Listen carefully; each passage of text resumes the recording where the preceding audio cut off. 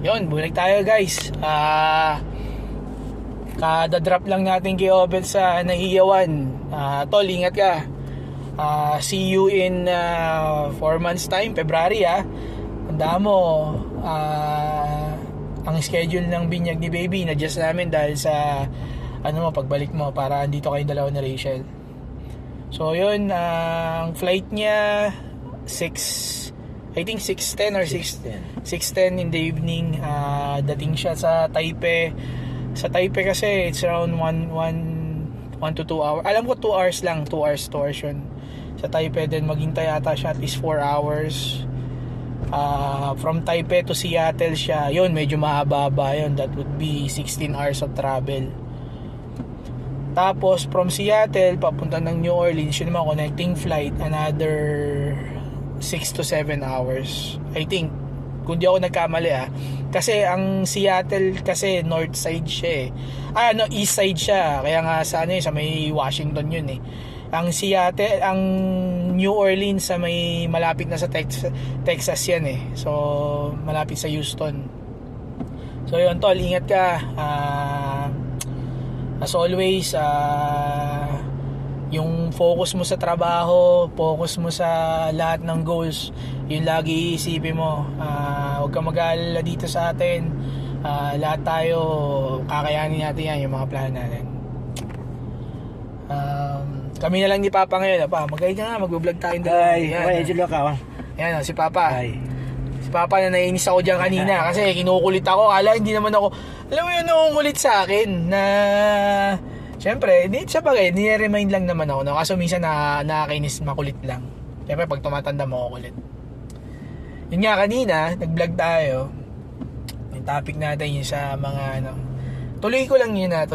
Medyo may naisip pa pala ako isa kasi. Yun nga, yung sinabi ko kanina na bakit hindi ka magkaroon ng coverage, i-live mo sila, yung mga candidates sa senatorial, para level playing field sa lahat, 'di ba? Pero syempre, parang paano mo nga naman popondohan 'yun? Syempre, hindi naman pwedeng basta kunin sa pondo 'yun ng COMELEC na 'di ba? Syempre may standard na pondo yan na nanggagaling sa GAA, sa General Appropriation Act ng budget ng Philippines, 'di ba? Every year, or binibigay na budget sa COMELEC. So ang pwede diyan, magkaroon ka ng doon ng pwede mo sabihin na bond sa mga bawat kandidato. Halimbawa, papingin ko isa. Bond sa bawat kandidato na halimbawa, simple computation lang. Halimbawa, 70 silang kandidato, di ba? Hinga natin sila ng tigo 100,000 bawat kandidato. Then, yung 100,000 na yon, that would sum out at least 7 million.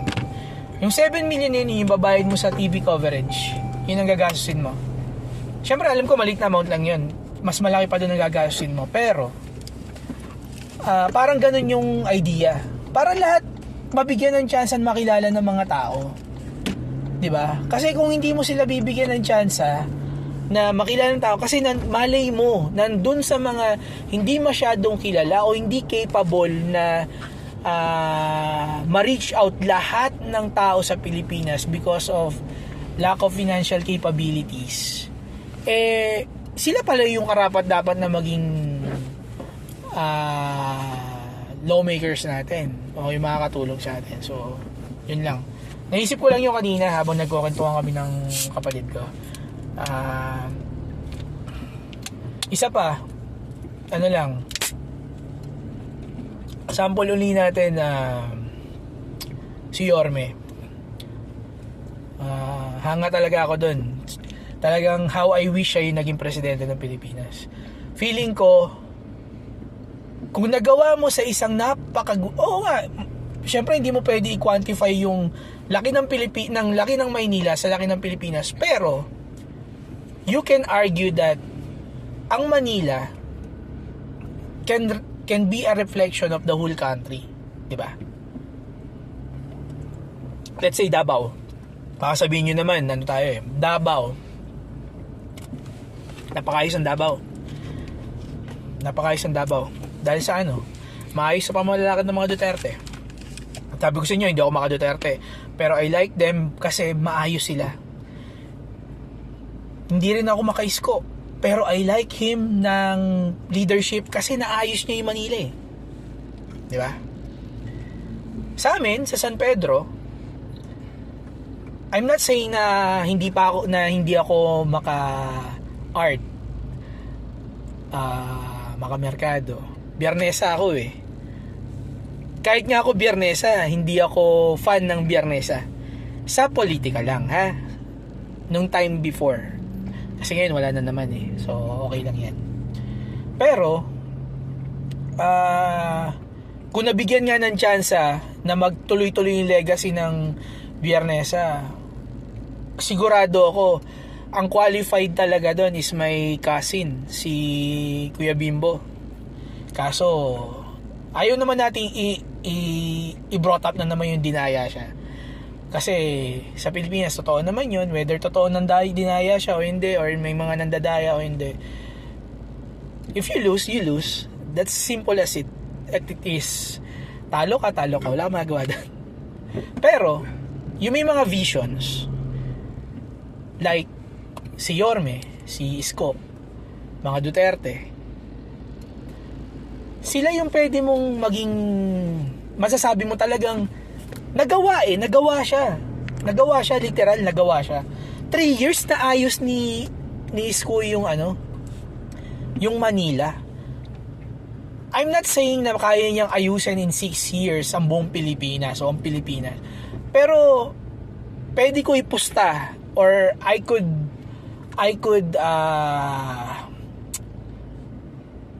be someone na magbabouch na sigurado ko with my whole heart kaya niyang maayos ng at least minimum 30% na magi-improve ang lifestyle, ang economy, ang lahat pwedeng ma-improve sa Pilipinas kung siya yung naging presidente. Kaso tayo, mga tao sa Pilipinas, ang sakit, sabay sa agos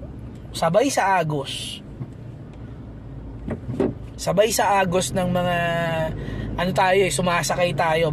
Kumbaga sa mga pag may team ka sa NBA, may team ka sa mga NFL, you're riding the bandwagon. Yun lang yun. Ako nga, sabi ko nga sa inyo, ang binoto ko nga dati, presidente, kasi ang binoto ko dati si pangalan nito, si Pambilo Lacson. Kaso kahit ako na-disappoint. Ba't ako na-disappoint? Kasi ngayon kumakampi siya sa administration. Nakinalaban mo yun eh. Hindi dahil ayaw mong kumampi, dahil wala kang unit, hindi ka marunong makisama. Pero mali eh. Nag-a-against ka sa policy niya before. Di sana hindi ka kumampi ngayon. Nag-solo ka. Nag-independent ka. Diba? Si Pacquiao, ganun din. Kaya sabi ko kanina.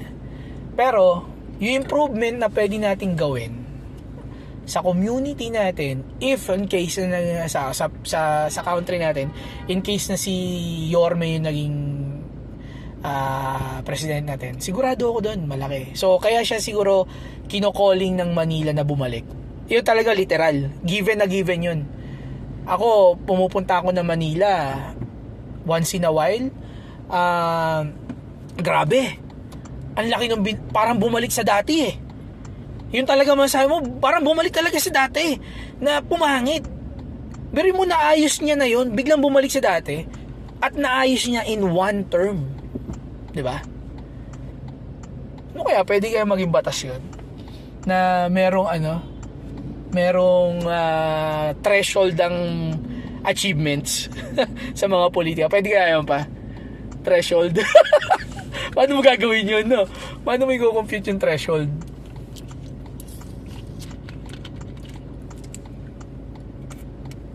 Dito pa. Pabalik ka, 'di ba? Skyway ulit.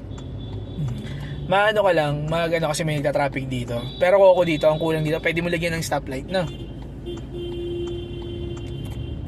Hindi ko yun sa mga stoplight, may mga extension, may mga ano eh. Hindi, ano lang pa. Koko pwede mo lagyan. Yan yung tinatayuan niya dyan.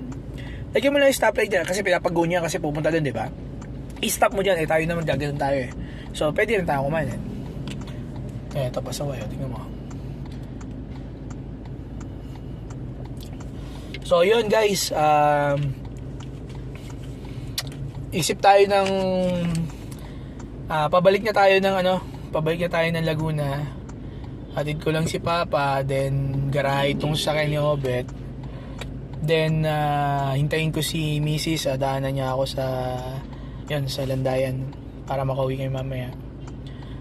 Medyo worry ako sa kanya kasi sumasakit niya eh. Ano naman yan?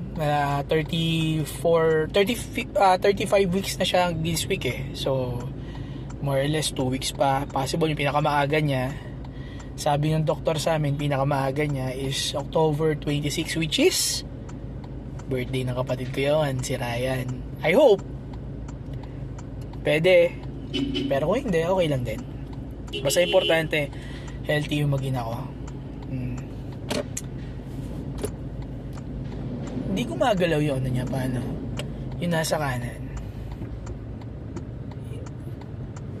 So yun, excuse me guys, next time na lang ulit ha. Isip tayo ng bagong topic. Alam niyo naman, marami tayong topic na gusto i-discuss. Gusto ko na rin umuwi kasi nagluto daw na ang palaya. Nagluto ba? Nagluto na ang palaya. So yun ako, makagulay tayo eh. Kahit lagi ako kinakantsawan ng misis ko na tumataba ako dahil masyado akong ma-sugar, sweets. Though wala naman ako sakit. healthy as a horse. Pero ang tayo eh, syempre ang counter natin doon gulay, fruits, ayan. So makol again to. Tol, ingat ka. Pa-share na lang din, pa-like na lang din po sa mga videos, pa-subscribe na rin po. Alam niyo naman, gaya na sabi ko, patriot ako talaga, totoo yun, pero hindi rin ako hipokrito. Gusto ko rin talaga na lumaki yung channel kasi syempre, as I always say, you start with the small things kasi para in that simple ways maka-contribute ka sa society or kahit pa paano you express yourself kasi kung kailangan talaga ng change. So yun, again guys, ingat sa lahat. Makol here, please like, subscribe, comment kayo kung meron tayong, sabi ko nga sa inyo, kung marami akong kailangan improve. Alam ko marami akong kailangan improve kasi cellphone lang yung ginagamit ko habang nagdadrive nga lang, di ba? So yun, pauwi na kami, Skyway na uli. Paalam ka muna sa natin, subscriber natin yan. Right. Sa kami ha guys, peace out.